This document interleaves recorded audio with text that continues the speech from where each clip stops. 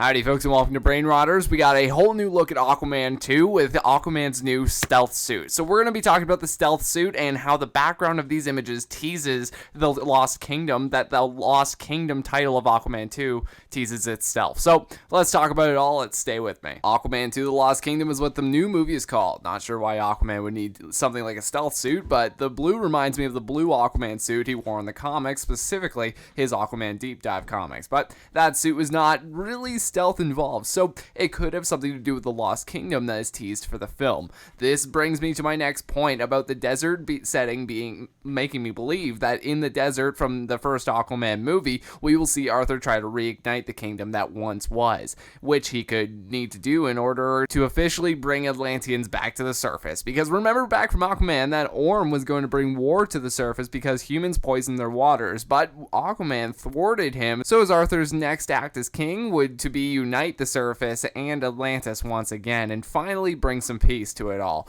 This will bring him back to the kingdom he and Mera went to in the first film. Of course, such an act would upset some Atlantean villains, and we know that Black Manta already hates Aquaman, so he's already a given to be in the movie, but based on the revenge alone. But he could also base it on the fact that he hates Atlanteans because of Aquaman, kind of bias related. Anyway, this kingdom revival could prompt the rise of the dead king villain from the Aquaman comics, who was the former king of Atlantis even before King Atlan and got frozen in ice in Antarctica somehow. But the point is, Aquaman is going to revive his kingdom, and Aquaman will be the king and rule this kingdom that it used to be the Dead Kings. Also, the first set photo from the Lost Kingdom features the set in an Antarctic landscape, so what does that tell you? It lines up with the story that the title and desert background insinuates the revival of this kingdom, the Dead King's kingdom, so expect the Dead King in this new movie to come and claim his throne from Arthur, who has the right to it. Hey, you made it this far, you might as well subscribe if you're new, as well as hitting that bell for notifications so you don't miss another video just like this one.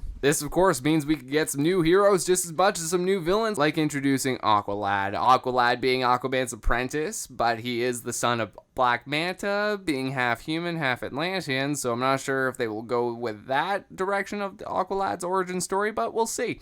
Even with Aquaman reviving this Lost Kingdom, he could prompt the introduction of the villain Triton, who's the son of Poseidon, and his level of power is determined by how many followers he has, and now that Atlantis is ruled by Aquaman, that means Aquaman has one of the largest groups of followers in the DC universe, prompting Triton to come in and sweep him off his throne, and claiming the Lost Kingdom as his own, and reclaiming his followers. Either villain, whether it be Triton or the Dead King, they could bring the trench back with them to give this movie that expendable army to fight that every superhero film really does need. Also, the trench were really cool and really thrilling and allowed for some awesome cinematography in the first Aquaman film, and even almost got their own solo film. So I can see the studio finding a way to bring the trench back into the fold, back into Aquaman 2. Thank you all so much for watching. What did you think of this breakdown? What do you think of the Aquaman stealth suit? Let me know all your thoughts in the comments section below. Thank you all so much for watching and have a great rest of your day.